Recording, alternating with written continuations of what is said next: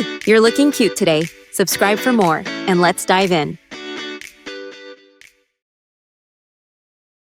It all started with an email. One of those emails that drops into your inbox with a thud you can feel in the pit of your stomach. I was sitting in my dorm room, the air thick with the smell of old pizza and the low hum of my laptop fan. The subject line was Bland Financial Aid Update. I clicked it, my heart doing a nervous little flutter. Then I read the first sentence, and the flutter turned into a freefall. Dear Michael Peterson, it began. Following a review of your academic performance for the fall semester, we regret to inform you that your GPA of 2.8 falls below the 3.5 minimum requirement to maintain the Chancellor's Merit Scholarship. The words blurred. Regret to inform you. Scholarship revoked. The rest was just noise. I scrolled down, past the jargon and the polite corporate speak, to the bottom line, the part that mattered. Tuition for the upcoming semester $5,000, due in 4 weeks. I minimized the window and pulled up my online banking page. The number stared back at me, mocking me. Current balance, 187.34. A laugh escaped my lips, but it was a dry, hollow sound. $5,000. I might as well have needed to find a unicorn. I was already working 2 jobs. Stretched so thin I felt transparent. My days were a grueling, caffeine-fueled marathon. I'd wake up at 5:30 a.m. for the opening shift at the campus grocery store, my brain still foggy with sleep. The beep, beep, beep of the scanner became the soundtrack to my mornings. Did you find everything okay? I'd ask. A fake smile plastered on my face. Paper or plastic. My feet would ache by the time my shift ended, just in time to sprint to my afternoon classes, where I'd struggle to keep my eyes open. Then, 4 nights a week, it was off to my second job, bartending at the Rusty Mug, a dive bar just off campus. The place was always sticky. The air was a cocktail of stale beer, cheap whiskey, and desperation. I'd sling drinks, wipe up spills, and listen to the same sad stories from the same sad regulars until 2 in the morning. By the time I stumbled back to my dorm, my clothes smelling of smoke and regret, I'd be too wired and exhausted to sleep properly. I'd crash for a few hours, and then the alarm would blare, starting the whole miserable cycle over again. And for all that, I was barely making rent and buying instant noodles. $5,000 was a mountain, and I was at the bottom with no climbing gear. The next few days were a blur of panic. I picked up extra shifts until I was working nearly 80 hours a week. Sleep became a luxury I couldn't afford. My grades, already shaky, plummeted further. I was trapped in a vicious cycle. I needed to work to pay for school, but working was making me fail school. It was on one of those late nights, trudging home from the bar, that my life took a turn I could never have imagined. The city bus hissed to a stop, its fluorescent lights cutting through the misty rain. I was the only one waiting, hunched inside my thin jacket, feeling the bone-deep chill of exhaustion and despair. And that's when I saw it. Taped to the inside of the bus shelter's plexiglass wall was a poster. It was simple, just black text on a white background. But the words jumped out at me like a flare in the dark. Paid clinical trials, up to $15,000, safe, confidential. Below the text was a logo for a place called Victus Labs and a phone number on little tear-off tabs at the bottom.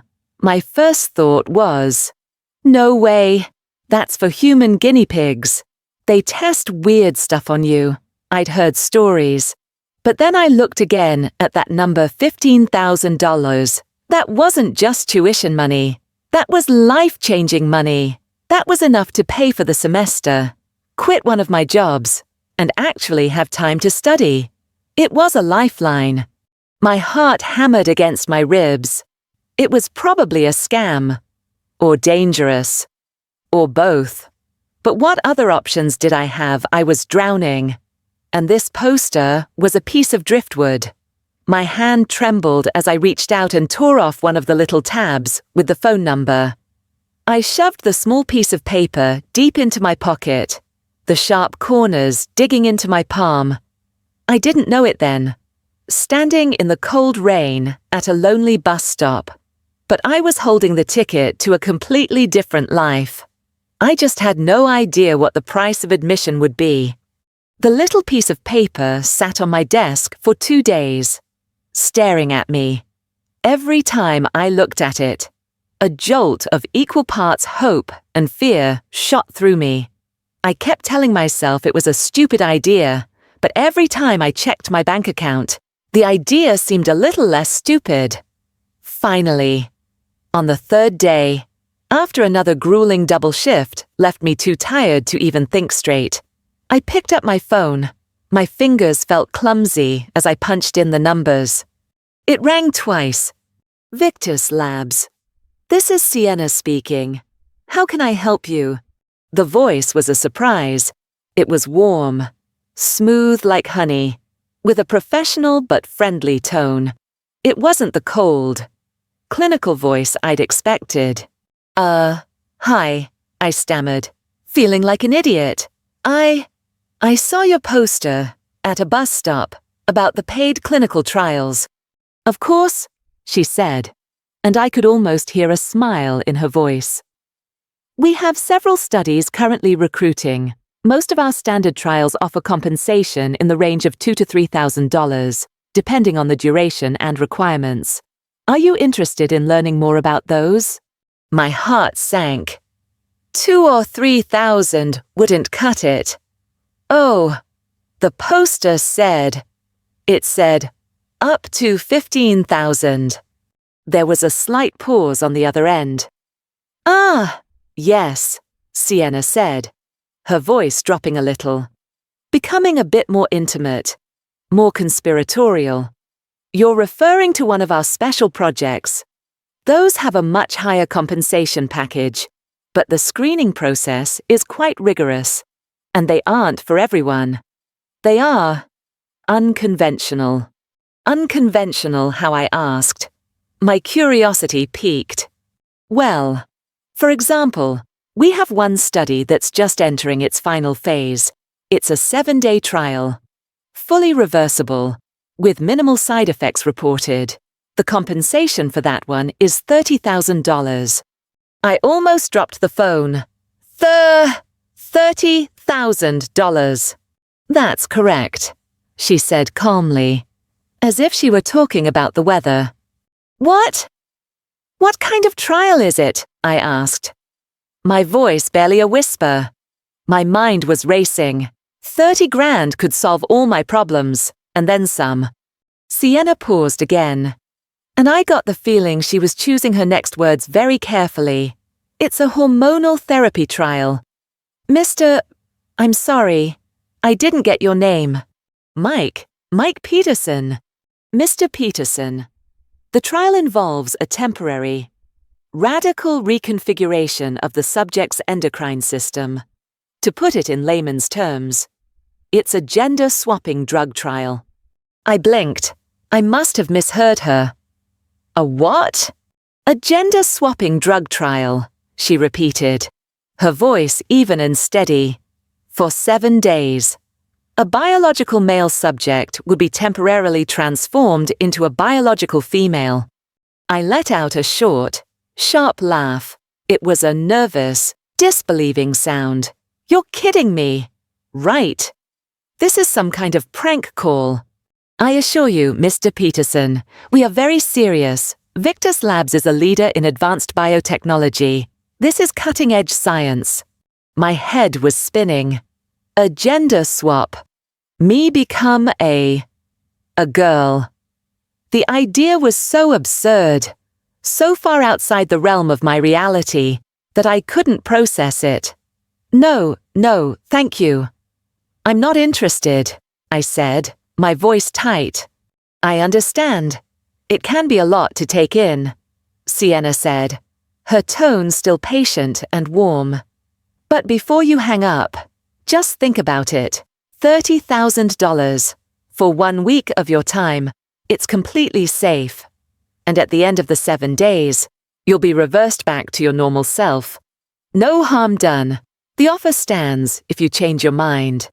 I mumbled a goodbye and hung up, my hand shaking.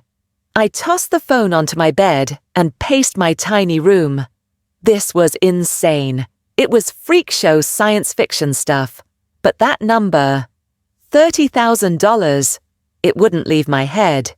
It was like a siren song, pulling me in. I thought about the tuition bill. I thought about the endless, exhausting shifts. I thought about the constant, crushing weight of being broke.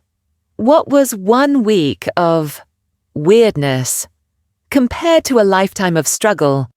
The next day, I called her back. My appointment was with a Dr. Jeremy Slate. The Victus Labs facility was in a sleek, modern glass building downtown. It looked more like a tech startup than a medical lab. Sienna greeted me in the lobby, in person. She was just as enigmatic as she was on the phone. Tall, elegant, with sharp eyes that seemed to see right through you. She led me to a room that was stark white and blindingly clean. It smelled like antiseptic and money. Dr. Jeremy was waiting for me. He was a man in his late 40s, with thinning hair and a kind, reassuring smile. He didn't look like a mad scientist, just a regular doctor. "Michael, thank you for coming in," he said, shaking my hand. His grip was firm. "Sienna tells me you're interested in our Genesis project." "That's the gender swap one?" I asked, still feeling like this was all some bizarre dream. "The very same," he said, gesturing for me to sit. He sat opposite me, a large screen on the wall behind him. He tapped a tablet on the desk, and the screen lit up with complex biological data, charts, and graphs. "Let me be perfectly clear. Michael," he began, "this is not magic, it's biochemistry. We've developed a compound, VTX7, that acts as a catalyst for a process of rapid cellular regeneration and hormonal reassignment. It essentially gives your body a new set of instructions. It's temporary, lasting exactly 168 hours, at which point a simple antagonist injection will reverse the process completely." He showed me images on the screen, anonymized before and after photos of previous test subjects, men of all shapes and sizes, and next to them, pictures of women, plausible women, not models, just regular-looking women.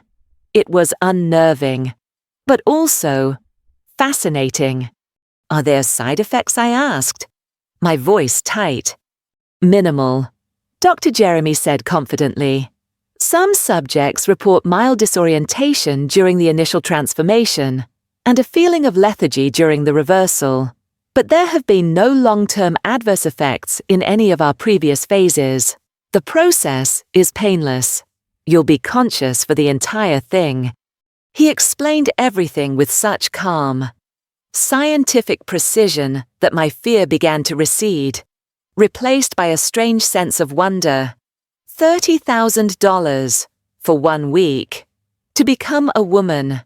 The absurdity was still there, but the possibility was starting to feel real. "What do you need from me?" I asked.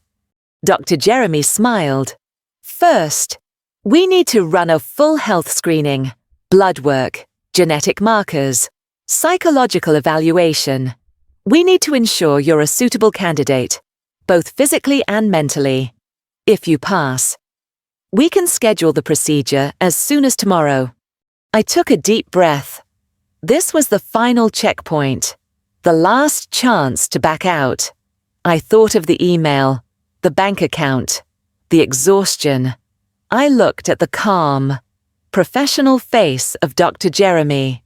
"Okay," I said, my voice firmer than I expected. "Let's do it." The health screening took the rest of the afternoon. They drew blood, scanned my body, and I talked to a psychologist who asked me a lot of questions about my life, my stress levels, and my motivations. I was honest. I told them about the scholarship, the jobs, the desperation. I figured there was no point in lying.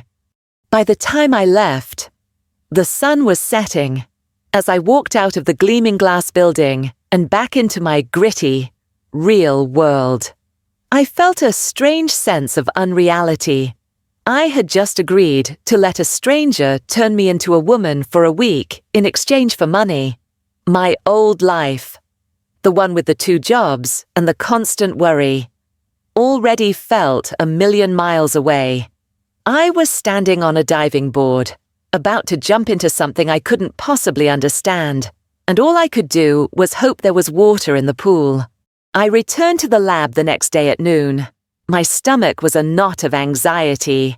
I hadn't slept much, my mind replaying the conversation with Dr. Jeremy over and over. Am I really doing this? Is this the stupidest decision of my life? Sienna met me in the lobby again. Her expression calm and unreadable. She led me not to the office from yesterday, but to a different room.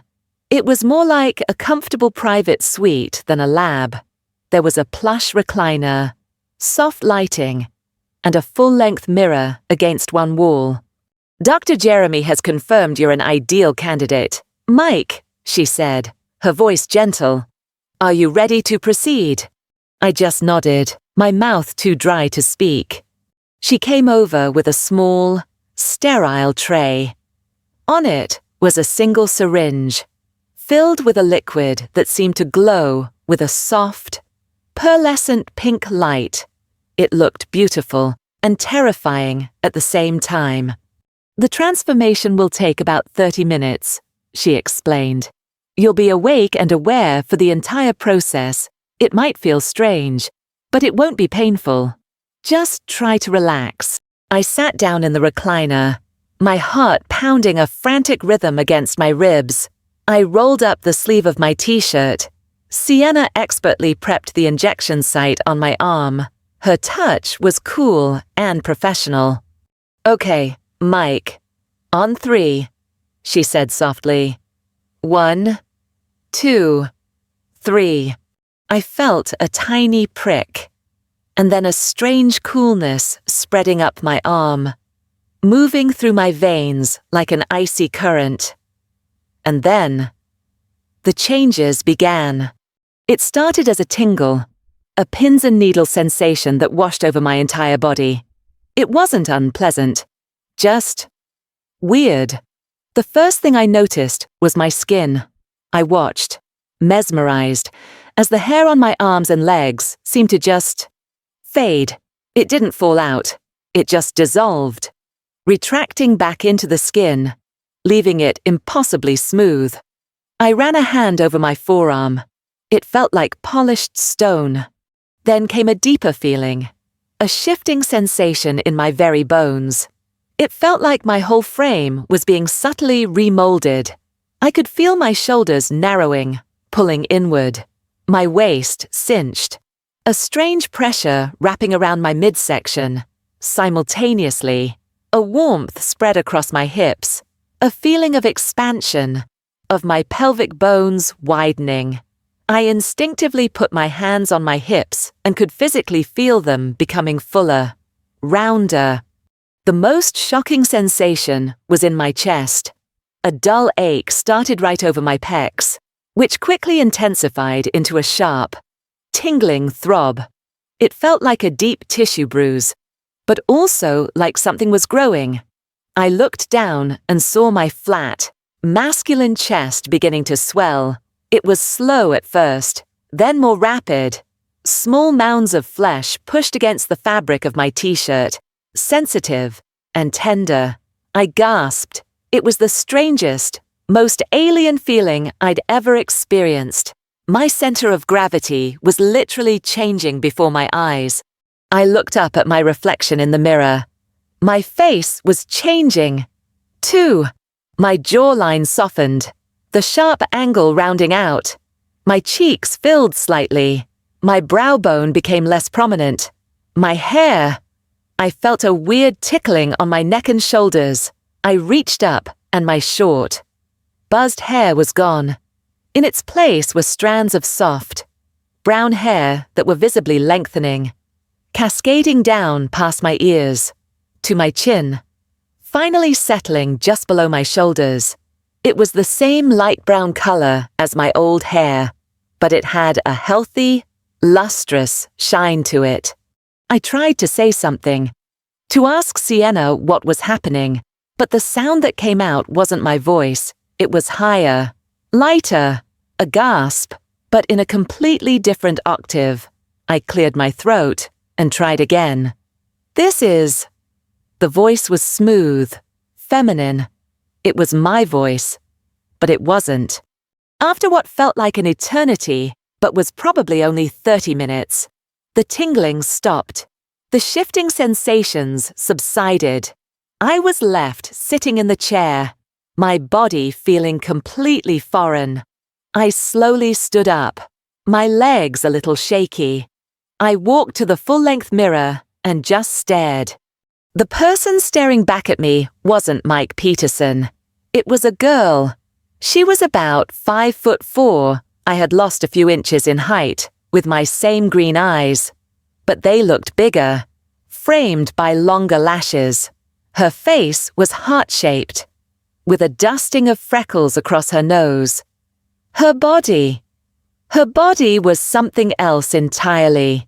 She had a narrow waist, flaring hips, and a pair of small but definite breasts that strained against my old t-shirt. She was curvy. I was curvy. I lifted a hand to my face, and the girl in the mirror did the same. Her fingers were longer, more slender. Her nails were perfectly shaped. This was me. This was actually me. I let out a shaky breath, the sound high and airy. Sienna, who had been watching silently from the corner, stepped forward. She was holding a bag. "Your old clothes probably won't fit you very well anymore," she said with a small, knowing smile. "We prepared a few things for you to wear home. We've given you the temporary name Samantha, or Sam, for our records." She handed me the bag. My hands trembled as I took it. Inside, I found a set of clothes that made my face flush with a heat that had nothing to do with the transformation. There was a delicate black lace bra, a pair of matching satin panties, a simple white crop top, and a black denim mini skirt. At the bottom of the bag was a pair of simple, low-heeled sandals. Sienna gestured to a changing screen in the corner. "Take your time," she said, her voice kind. I stepped behind the screen, my mind a complete blank. I stripped off my old, baggy clothes. They felt huge on my new frame. For a moment, I just stood there, naked, in this new body, looking down at myself in disbelief. The smooth skin, the soft curves, the swell of my breasts. It was like I was in someone else's skin. Putting on the new clothes was an ordeal. I fumbled with the bra for what felt like 10 minutes, my fingers unable to work the tiny clasps in the back. I finally managed it, and the feeling of the lace against my new, sensitive skin was electrifying. It felt both restrictive and supportive. I pulled on the satin panties, the fabric cool and slippery against my skin, then the crop top, which exposed a sliver of my new, narrower midriff. Finally, I zipped up the mini skirt. It was short, really short. I tugged it down, feeling a blush creep up my neck. The cool air on my bare legs was a brand new sensation. I slipped my feet into the sandals.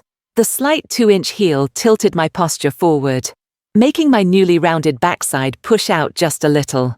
It made my walk feel different, more deliberate. I took a deep breath and stepped out from behind the screen, I caught my reflection in the mirror again. This time, it wasn't just a naked female body. It was a girl dressed in stylish clothes, a cute girl, and that girl was me. My heart was doing acrobatics in my chest. I was terrified, bewildered, and to my absolute shock, a tiny part of me was undeniably thrilled. The walk back to my dorm was the most surreal experience of my life. The 2-inch heels on the sandals weren't high, but they were enough to completely change the way I moved. Each step felt deliberate, my hips swaying in a way they never had before. It wasn't something I was doing on purpose, it was just how this new body was built to walk. The denim miniskirt, which had felt scandalously short in the lab, now felt liberating. The gentle breeze against my bare legs was a constant, distracting sensation. I kept my head down, my newly long hair falling around my face like a curtain. I was convinced everyone was staring at me, that somehow they could see through the disguise and know that just an hour ago, I was a guy. But no one gave me a second glance. I was just another girl on a college campus. The anonymity was both a relief and deeply unsettling. When I got to my dorm building, I hesitated, my hand hovering over the door handle. My roommate, Leo, would be in there. How was I going to explain this? Sienna and I had rehearsed a cover story that I was helping a friend's sister, Sam, move in for a special 1-week arts program. It was flimsy, but it was all I had. I took a breath and walked in. Leo was sitting on his bed, scrolling through his phone. He looked up when I entered. His eyes widened, and he did a classic double take. "Whoa," he said, sitting up straight. Can I help you?" "Hi," I said, my new voice sounding shy and uncertain even to my own ears. I'm Sam. I'm looking for Mike Peterson's room. I'm supposed to be staying here for the week." Leo's brow furrowed in confusion. Mike didn't say anything about having a guest, especially a female guest. He looked me up and down, not in a creepy way, just in a genuinely baffled way. "Are you sure you have the right room?" "He's my cousin." I lied, the story evolving on the fly. It was a last-minute thing. He's letting me crash here for a week for this photography workshop I'm in. He's probably at the library. Leo seemed to buy it, or at least, he was too polite to question the pretty girl standing in his doorway. "Oh, okay. Cool. I'm Leo, his roommate." He stood up and offered a hand. I shook it. My smaller hand almost lost in his. His grip was warm. "So, you can take his bed. I'm sure he won't mind." "Thanks," I squeaked, and quickly retreated to my side of the room, my back to him. I felt my face burning. This was going to be a long week. That night, after Leo went out with some friends, I finally had the room to myself. I locked the door and just explored. I stood in front of the cheap, full-length mirror hanging on the back of our closet door. I turned from side to side, watching the way my new body moved. I ran my hands over my hips, my waist, my small, soft belly. It was all real. Victus Labs had sent me home with a larger duffel bag of basic clothes to get me through the week. I emptied it onto my bed. There were jeans, t-shirts, a couple of simple dresses, pajamas, and a set of workout clothes, including a pair of black leggings and a sports bra. On a whim, I changed into the leggings. The moment I pulled them on, I understood why so many girls lived in them. The stretchy fabric hugged every single one of my new curves. From my calves, up my thighs, over my rounder butt, to my waist. It was like a second skin. I looked in the mirror and was floored. The leggings made my transformation undeniable. There was no hiding this figure. I touched my hair, marveling at how soft it was. I pulled it back into a messy ponytail, and the simple act felt strangely natural. The next day, I knew I couldn't just hide in the dorm room. I had to go out. I had to see what this was really like. I put on a pair of simple jeans. They were a curvy fit style, something I'd never even known existed, and a plain grey t-shirt. Even in these basic clothes, I felt completely different. The way the denim hugged my hips, the way the t-shirt draped over my chest. It was a whole new world of physical sensation. I decided to just walk around town, to get a coffee. It was a simple errand, but it felt like a monumental task. And that's when I truly experienced it for the first time, the male gaze. It wasn't aggressive or catcalling. Not at first. It was subtler. It was the guy at the crosswalk whose eyes lingered on me for a second too long. It was the group of guys on a bench who quieted their conversation as I walked by. It was the barista who smiled at me in a way he definitely never smiled at Mike Peterson. Part of me was deeply uncomfortable. I felt like an exhibit, a thing to be looked at. I wanted to shrink, to become invisible. But another, smaller, more confusing part of me felt a flutter, a tiny, electric pulse of validation. It was attention. And as a guy who had always been just one of the crowd, I had never really experienced that before. It was a strange, intoxicating, and terrifying form of power I didn't know what to do with. My heart beat a little faster, and it wasn't just from the caffeine. I was starting to understand that being a woman wasn't just about the body. It was about navigating a world that suddenly saw you and treated you in a completely different way. By day 3, the initial shock was starting to wear off, replaced by an insatiable curiosity. Hiding in my dorm room was no longer an option. I felt like I'd been given a key to a secret world, and I had to see what was inside. The $30,000 was still the reason I was doing this, but a new motivation was taking root. I wanted to understand what it felt like, not just to look like a woman, but to be one. Armed with a debit card Sienna had provided for incidental expenses, I found myself drawn to the one place that felt like the epicenter of this new world, the mall. Specifically, the women's clothing section of a big department store. Walking in was a sensory overload.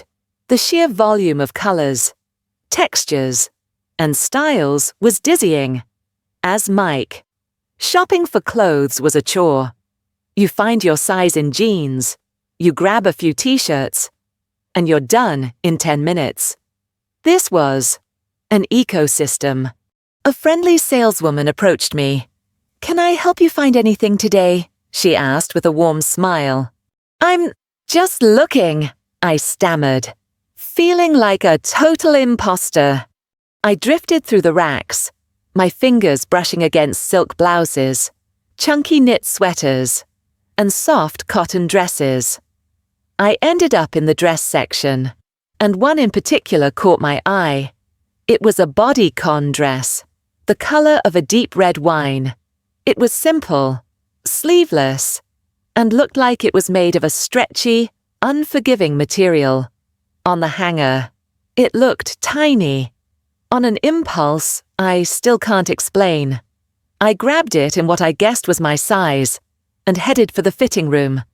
The fitting room was a small, private cubicle with a 3-way mirror. I slipped out of my jeans and t-shirt and pulled the dress on. It was a struggle, inching the tight fabric up over my hips and chest. But when it was finally on, I looked in the mirror and my breath caught in my throat. The dress clung to me like it was painted on. It showcased every single new curve Victus Labs had given me. My narrow waist, my full hips, the gentle swell of my breasts. It was powerful. I had never felt powerful in my own skin before. As Mike, I was always kind of lanky and awkward, but in this dress, as Sam, I felt stunning. I turned around, looking at my reflection from all angles. The girl in the mirror looked confident, alluring. She looked like she knew what she was doing. I felt a blush creep up my neck, a mixture of embarrassment and a heady dose of thrill. Emboldened. I went back out and grabbed more things. I found a pair of black high heels in the shoe department. They were strappy stilettos with at least a 4-inch heel. Just holding them felt dangerous.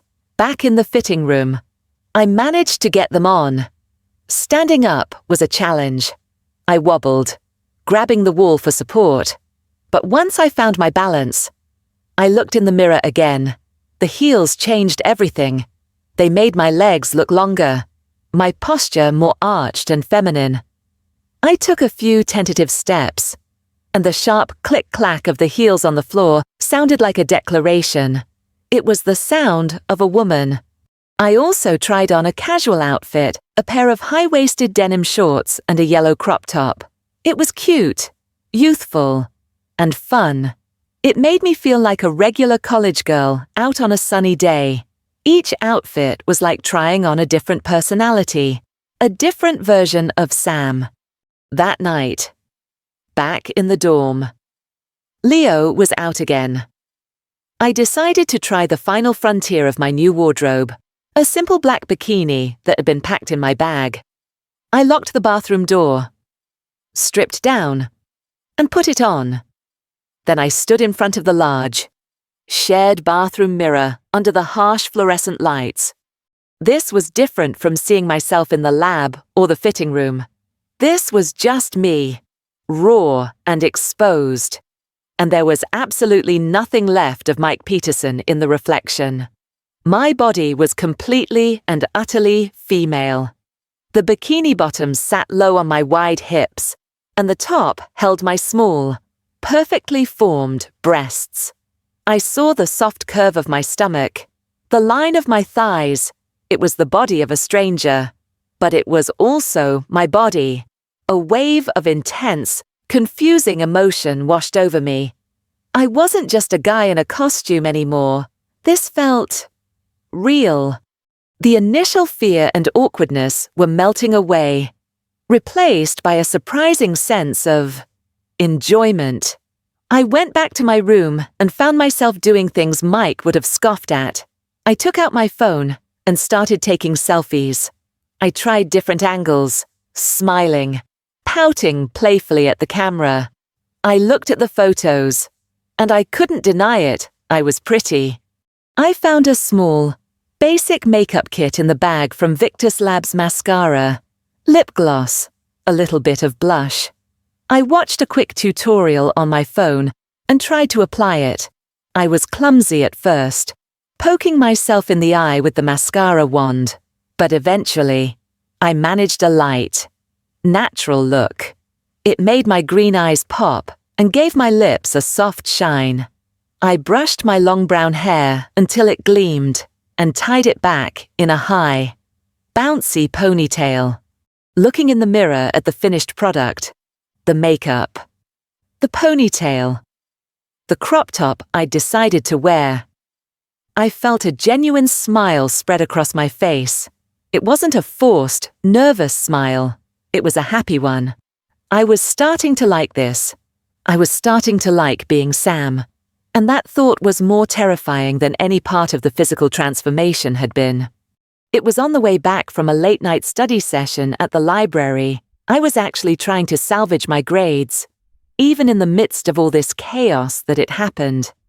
I was cutting across the main quad, the path lit by old-fashioned lampposts. Up ahead, I saw a group of guys tossing a frisbee, their laughter echoing in the quiet night. My heart gave a little lurch as I recognized them. It was Chris, Dave, and Alex, guys from the pickup basketball games I used to play. My friends. My first instinct was to turn and walk the other way. What if they recognized me? What would I say? But it was too late. Alex had already spotted me. "Hey!" he called out. "Jogging over." The frisbee game stopped. I froze, my mind racing. "Play it cool. You're Sam. You don't know them." "Hi," I said, my voice soft. Alex stopped in front of me, a friendly, handsome smile on his face. He was the point guard on our pickup team. Always quick with a joke. He looked me up and down, but not in a leering way. It was more of a curious, appreciative glance. He definitely didn't recognize me. To him, I was just a girl crossing the quad. "Sorry to bother you," he said. "I don't think we've met. I'm Alex." "Sam," I replied, tucking a stray strand of hair behind my ear, a gesture that felt surprisingly natural. "Sam," he repeated. "Testing the name. That's a nice name. Are you new here? I feel like I would have remembered seeing you around." My heart was doing a tap dance against my ribs. Sort of. "I'm just visiting for the week, staying with my cousin." The lie came more easily this time. "Oh, cool." He glanced back at his friends, who were now blatantly watching us. "Well, hey, me and the guys were just about to head back to my dorm to grab a few beers. You should join us, if you're not busy. I mean..." My brain screamed. No, abort mission. This was my friend. This was Alex, who I'd guarded on the court 100 times, who I'd talked trash with, who I'd high-fived after a good play. The idea of hanging out with him and the guys as Sam was terrifyingly weird. But another part of me, the curious part that had been growing bolder every day, whispered, "Why not?" This was the ultimate test, wasn't it? To see if I could pull this off? To experience what it was like to be in that social situation, not as one of the guys, but as the girl they invited over. The thought was both mortifying and intoxicating. "I don't know," I hesitated, trying to sound shy. "Come on," Alex urged, his smile persuasive. "It'll be fun. Low-key. We don't bite, I promise." Against my better judgment, I heard myself say, "Okay, sure." Walking with him toward his dorm, with Chris and Dave trailing a few feet behind, was surreal. The conversation was completely different from how they talked when I was Mike. They were more polite. They asked me questions about myself, my fake. Visiting. Self. They censored their language. They were, for all intents and purposes, trying to be charming. Alex's dorm room was just as messy as mine, but the vibe was instantly different. He put on some music, grabbed some beers from a mini-fridge, and we all sat around. At first, I was tense, perched on the edge of a chair, sipping my beer and giving one-word answers. But Alex was a good host. He kept the conversation light, asking about my supposed photography workshop, telling funny stories about his professors. Slowly, I started to relax. I found myself laughing at their jokes, actually contributing to the conversation, and I noticed the subtle shift in dynamics. Alex had pulled his chair a little closer to mine when he talked to me. His eye contact was more intense. It lingered a fraction of a second longer than normal. Chris and Dave seemed to pick up on it, directing most of their conversation to each other, giving Alex a clear lane.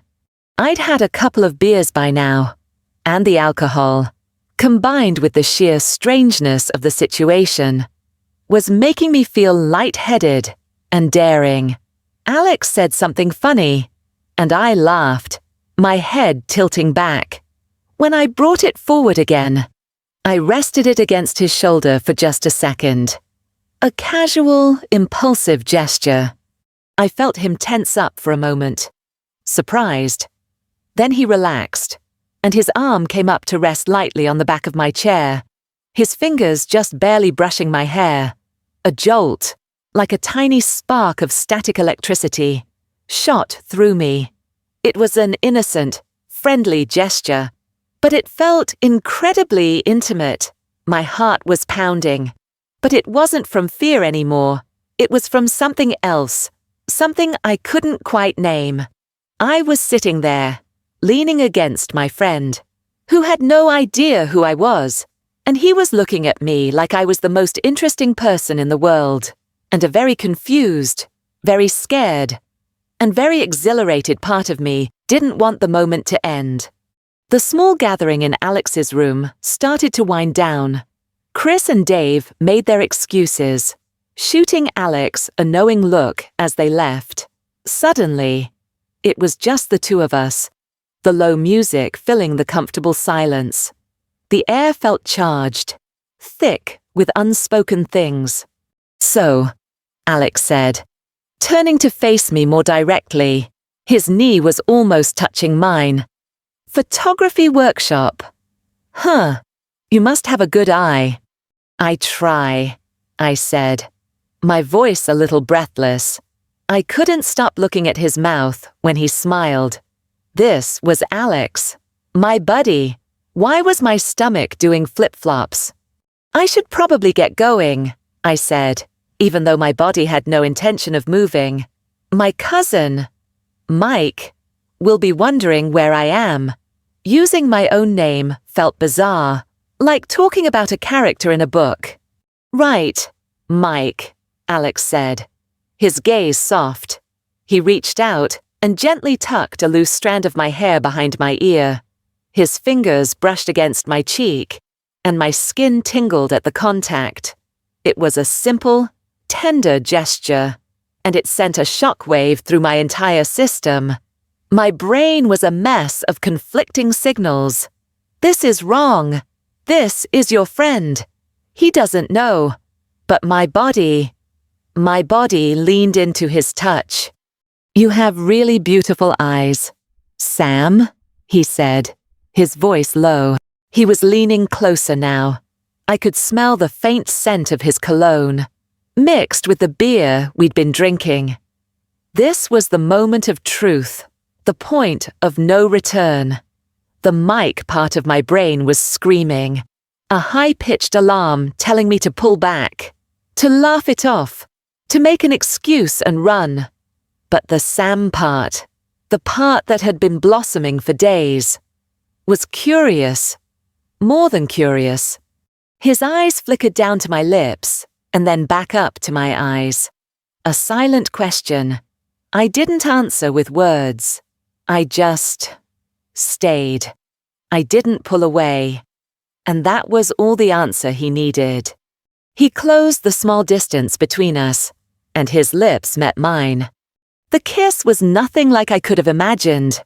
It was hesitant at first, gentle and questioning. It wasn't aggressive or sloppy. It was sweet, and my reaction was the biggest shock of all. I didn't flinch. I didn't push him away. A wave of warmth spread through my chest, and without thinking, I kissed him back. My lips softened against his, my hand coming up to rest on his chest. It felt right. In a way that defied all logic and reason, it felt incredibly, astonishingly right. Being kissed as Sam was a completely different universe from any clumsy teenage kiss I'd experienced as Mike. It was about receiving, about responding. It was about the feel of his hand moving from my cheek to cup the back of my neck, his fingers tangling in my long hair. A soft sigh escaped my lips, a sound I didn't recognize as my own. We broke apart after a moment. Both of us a little breathless. He rested his forehead against mine, his eyes still closed. "Wow," he breathed out. I couldn't speak. My mind was a hurricane of emotion. This was Alex, my friend, and I had just kissed him, and I had liked it. I had really liked it. The feeling was so new, so potent. It was a dizzying cocktail of attraction, validation, and a profound sense of connection that had nothing to do with basketball and everything to do with the girl I was in that moment. I finally pulled back. I really have to go, I said, my voice shaky.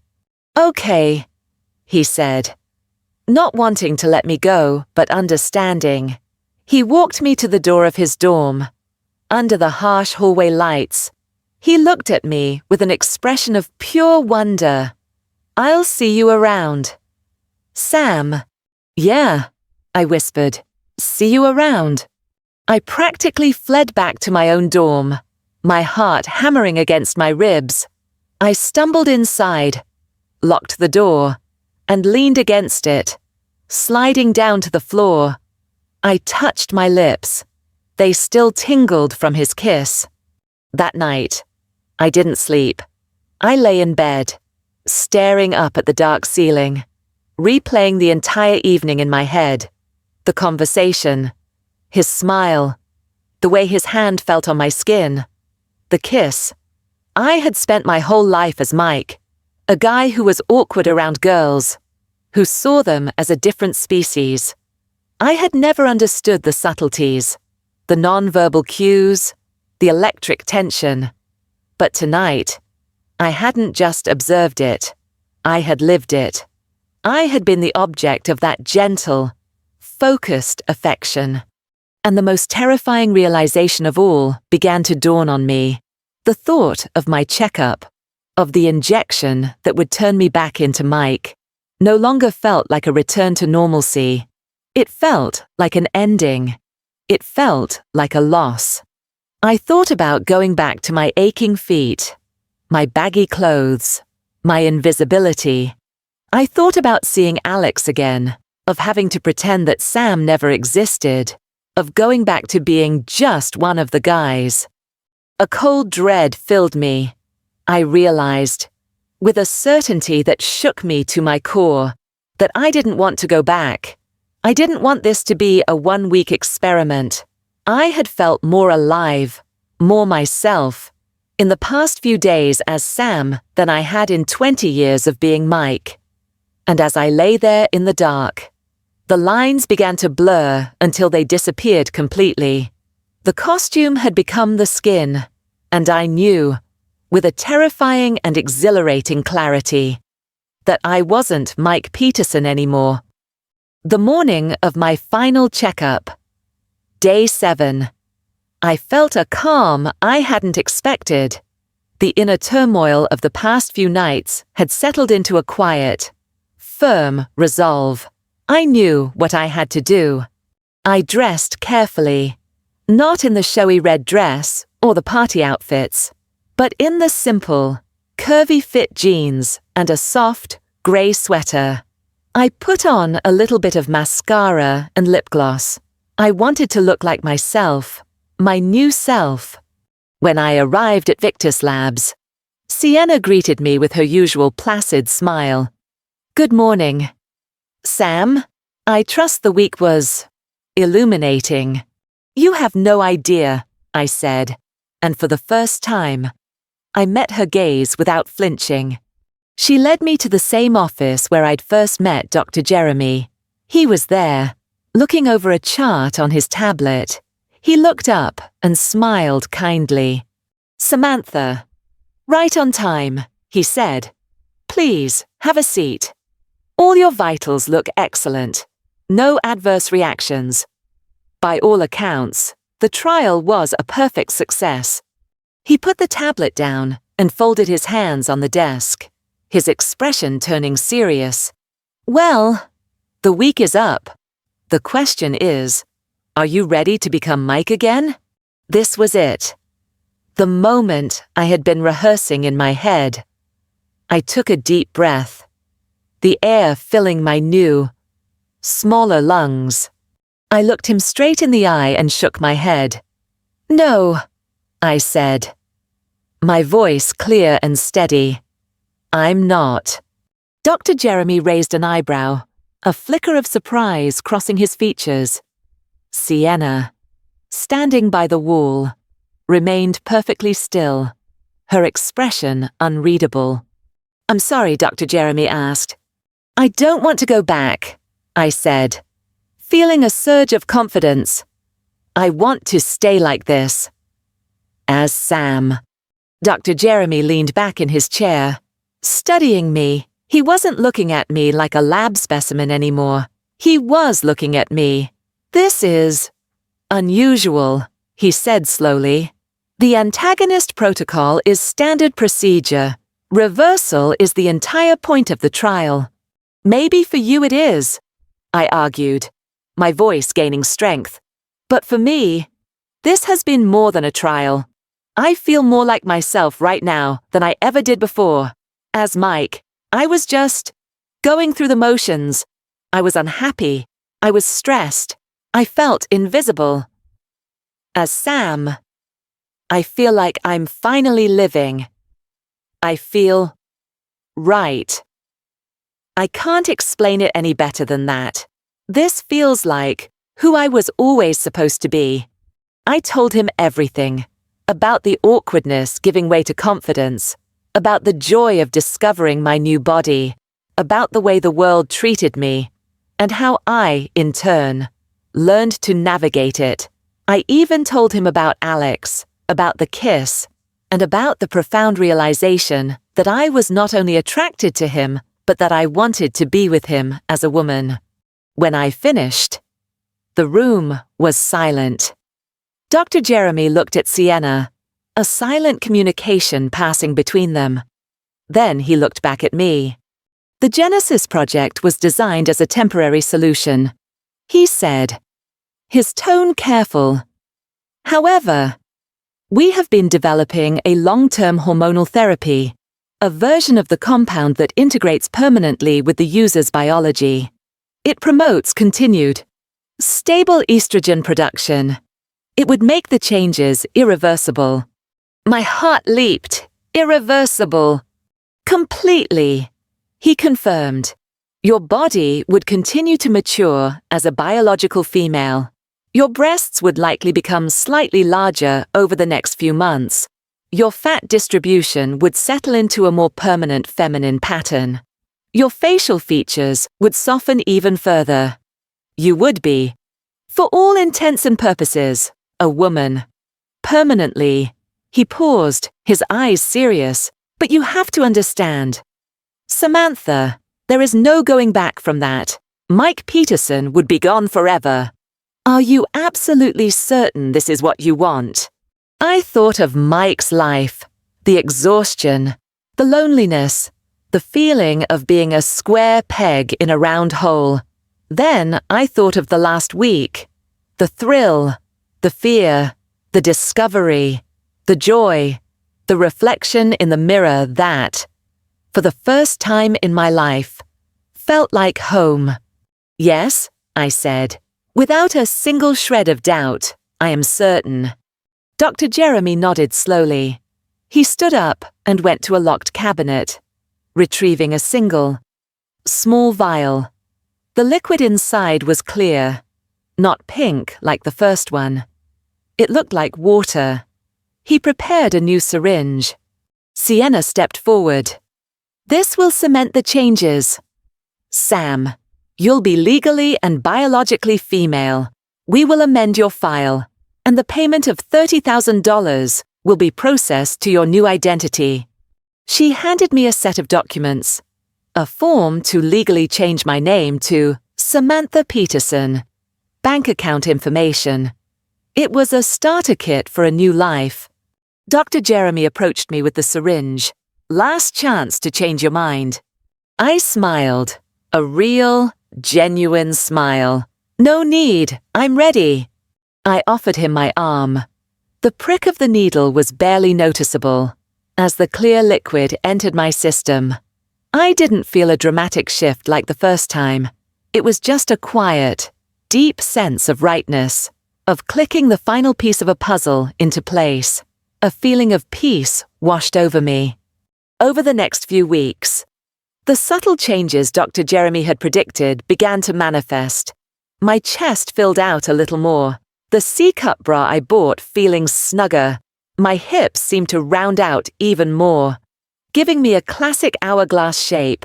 My face, already soft, lost that last lingering hint of masculine angularity around the jaw. I was becoming more Sam than Sam had even been during that first week. The $30,000 appeared in my new bank account. It felt like a fortune. But it wasn't the most important thing I had gained. I paid my tuition, quit my bartending job, and for the first time, felt the weight of financial panic lift from my shoulders. But the real prize was the freedom. I used the money to build my new life. I went on a shopping spree. But this time, it wasn't about experimentation. It was about building a wardrobe for me. I bought beautiful dresses, comfortable jeans, stylish tops, lingerie that made me feel gorgeous, and more shoes than I knew what to do with. I bought a full makeup palette and spent hours on YouTube, learning how to create different looks. The final scene of this chapter of my life took place about a month after my decision. I was getting ready to go out. Alex was taking me on a proper date, to a nice restaurant downtown. I had spent an hour getting ready, not because it felt like a chore, but because it was a joyful ritual. I stood in front of my full-length mirror, the same one that had once reflected a lanky, unhappy boy. Now, it reflected a confident young woman. I was wearing a stunning evening dress, covered in shimmering royal blue sequins that caught the light with every move. It was backless, hugging my curves in all the right places. My long brown hair was styled in soft waves that cascaded over my bare shoulders. My makeup was bold tonight, a smoky eye that made my green eyes look mysterious, and a deep red lipstick that made my smile feel powerful. I stared at the woman in the mirror. She was beautiful. She was happy. She was me. I thought back to the scared, desperate boy who had torn a slip of paper from a poster at a bus stop. He had been looking for a way out, for a solution to his problems. He never could have dreamed that the solution wasn't the money, but the transformation itself. He was a ghost, a memory from a life that no longer belonged to me.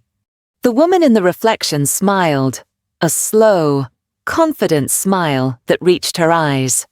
"Mike's gone," I whispered to her, my voice full of a quiet, triumphant peace. "This is me now."